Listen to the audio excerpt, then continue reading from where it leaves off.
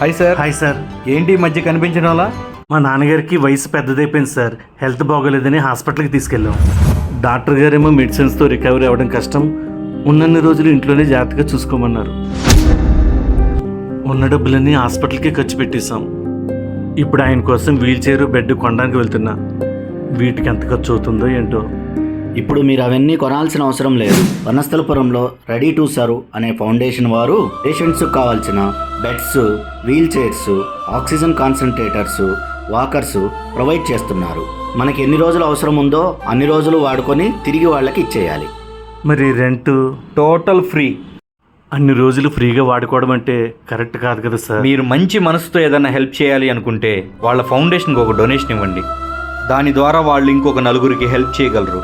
ఈరోజు మీ అవసరం తీరుతుంది, భవిష్యత్తులో అవసరం అన్నోడికి ఉపయోగపడుతుంది. Okay sir.